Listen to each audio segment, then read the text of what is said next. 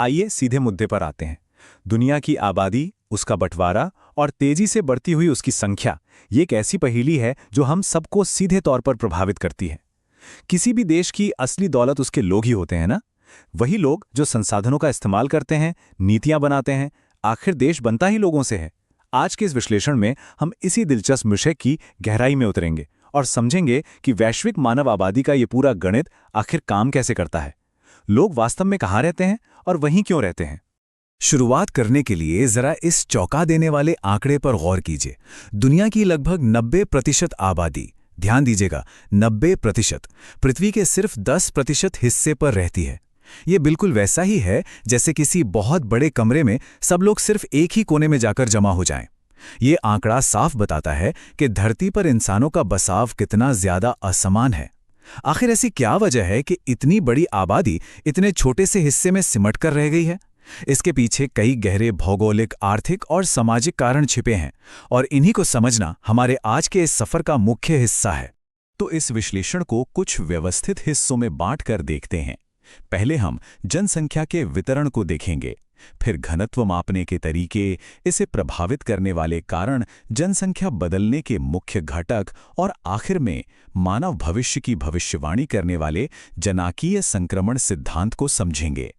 चलिए सबसे पहले बात करते हैं जनसंख्या वितरण की, यानी ये आबादी इतनी असमान रूप से क्यों फैली हुई है। एक बहुत ही मशहूर भूगोलवेता हुए हैं जॉर्ज बी क्रेसी। उन्होंने एक बड़ी ही सटीक बात कही थी, खास तौर पर एशिया के बारे में।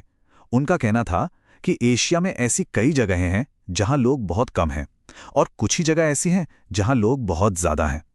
ये एक लाइन अपने आप में पूरी कहानी बयां कर देती है। दुनिया के 10 सबसे ज्यादा आबादी वाले देशों में से 6 तो सिर्फ एशिया में ही हैं, जिसका सीधा सा मतलब ये है कि यहाँ ऊंचे पहाड़ और रेगिस्तान जैसे बड़े इलाके खाली पड़े हैं, जबकि उपजाऊ घाटियों के आसपास इतनी भारी भीड़ है कि वो पूरे विश्व के आंकड़ों को ही बदल देती है।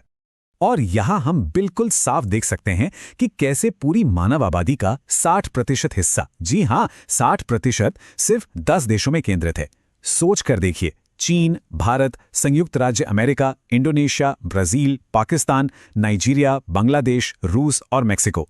इनमें से 6 का अकेले एशिया में होना ये साबित करता है कि कुछ विशिष्ट भौगोलिक क्षेत्र इंसानों के बसने के लिए शुरू से ही कितने अधिक अनुकूल रहे हैं। ये बिल्कुल एक जायंट पजल की तरह है, जहां लोग वहीं फिट बैठते हैं जहां रहने की परिस्थितियां सबसे अच्छी हों।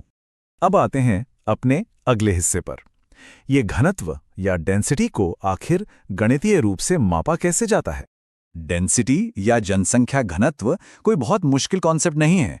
ये असल में हमें एक ठोस नंबर देता है जिससे हम समझ पाते हैं कि उस जमीन की वहन क्षमता कितनी है।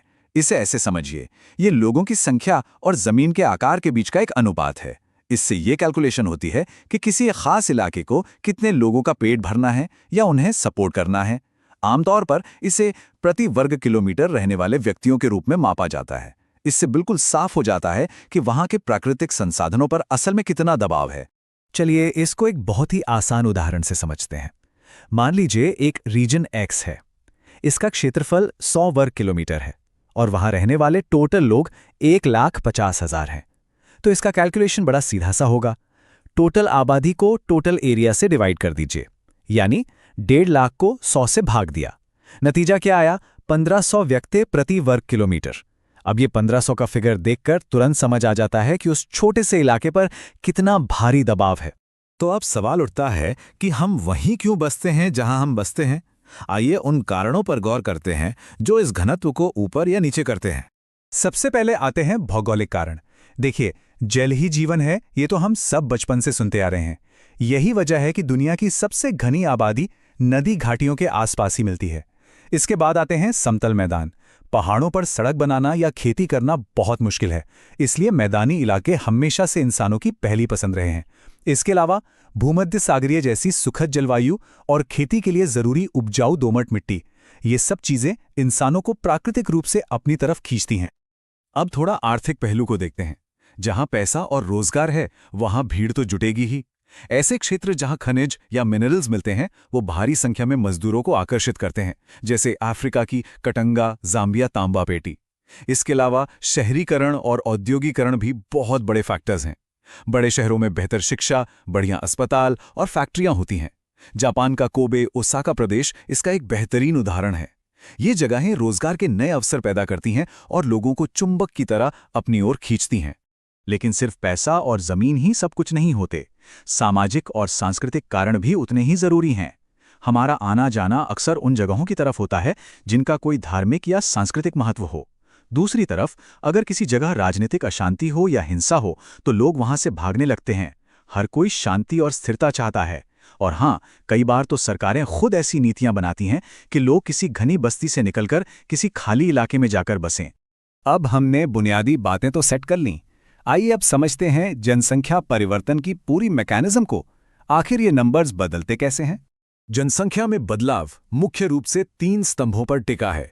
एक बहुत ही सीधा पर शक्तिशाली त्रिकोणीय तंत्र, अशोधित जन्म दर, अशोधित मृत्यु दर और प्रवास। किसी भी जगह की आबादी सिर्फ इसलिए नहीं बढ़ती कि वहां बच्चे ज्यादा पैदा हो रहे हैं, बल्कि इसलिए भी बढ़ती है क्योंकि वहां मरने वालों की संख्या कम हो रही है।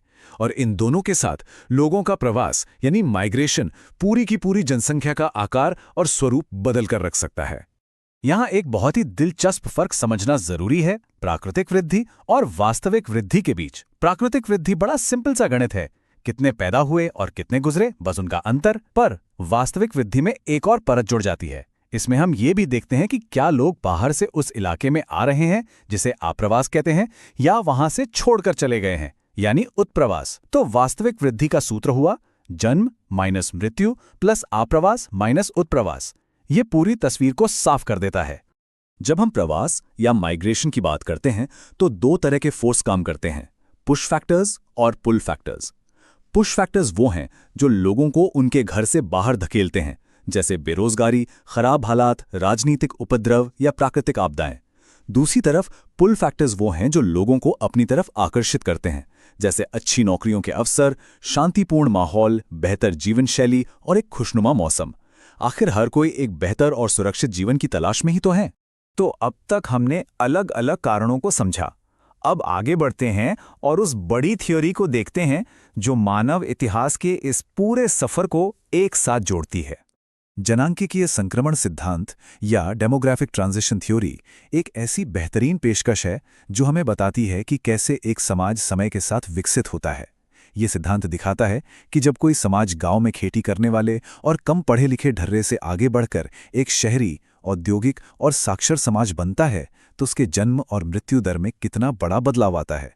ये विकास ही तय करता है कि आबादी तेजी से फैलेगी या एक जगह आकर स्थिर हो जाएगी। ये पूरा संक्रमण मुख्य रूप से 3 चरणों में होता है। पहली स्टेज में जन्म दर और मृत्यु दर दोनों बहुत हाई होते हैं क्योंकि समाज पूरी तरह खेती पर निर्भर होता है। फिर आती है दूसरी स्टेज। यहाँ मेडिकल सुविधाएं सुधर जाती हैं तो मृत्यु दर तेजी से गिरती है, लेकिन जन्म दर फिर भी ऊंची रहती है। नतीजा जनसंख्या में भारी और तीव्र वृद्धि। और आखिर में आती है तीसरी स्टेज, जहां समाज पूरी तरह मॉडर्न और पढ़ा लिखा हो चुका होता है। यहाँ जन्म और मृत्यु दोनों दर कम हो जाते हैं और जनसंख्या लगभग स्थिर हो जाती है।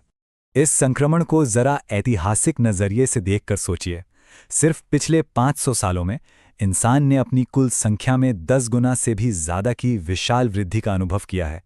सिर्फ 20वीं शताब्दी में ही आबादी 4 गुना बढ़ गई थी। आज के समय में हर साल लगभग 8 करोड़ नए लोग दुनिया की आबादी में जुड़ रहे हैं। मानव इतिहास की ऐतिहासिक रफ्तार पहले कभी नहीं देखी गई थी। पर इस बेतहाशा बढ़ती आबादी के साथ कुछ गंभीर चुनौतियां भी आती हैं। चलिए अपने आखिरी हिस्से में भविष्य और संसाधनों के प्रबंधन पर थोड़ी रोशनी डालते हैं। अब जब आबादी इतनी बढ़ रही है तो इस नाजुक संतुलन को बनाए रखने के लिए आधुनिक समाज जानबूझकर कई तरह के जनसंख्या नियंत्रण उपाय अपना रहा है। इसमें परिवार नियोजन, बच्चों के जन्म में अंतर रखना, महिलाओं के स्वास्थ्य को बेहतर बनाना और गर्भ निरोधकों की आसानी से उपलब्धता शामिल है। कुछ जगहों पर तो बड़े परिवारों के लिए टैक्स बढ़ाने जैसी नीतियां भी लागू हैं ताकि इस वृद्धि को कंट्रोल किया जा सके। वैसे ये आबादी और संसाधनों की चिंता कोई आज की नहीं है। 1798 में थॉमस माल्थस नाम के एक विद्वान ने एक बहुत ही सटीक और थोड़ी डरावनी भविष्यवाणी की थी। उनका मानना था कि जिस तेजी से इंसान अपनी आबादी बढ़ा रहे हैं वो रफ्तार खाने पीने के उत्पादन से कहीं आगे निकल जाएगी, और अगर हमने खुद पर काबू नहीं पाया तो अकाल, भयंकर बीमारियां और युद्ध के माध्यम से प्रकृति अत्यंत क्रूरता से जनसंख्या में खुद ही गिरावट ले आएगी, जो आखिर में हमें एक बहुत ही गहरे सवाल पर लाकर खड़ा कर देता है। इन सारे जनसांख्यिकी बदलावों और इस धरती के सीमित संसाधनों को देखते हुए क्या इंसान वाकई अपनी इस बढ़ती संख्या को प्रभावी ढंग से नियंत्रित कर पाएगा, या फिर संसाधनों की कमी ही आखिरकार हमारी आखिरी सीमा तय करेगी? इस अहम विषय पर जरा विचार जरूर कीजिएगा। इस विश्लेषण में साथ जुड़ने के लिए बहुत बहुत धन्यवाद।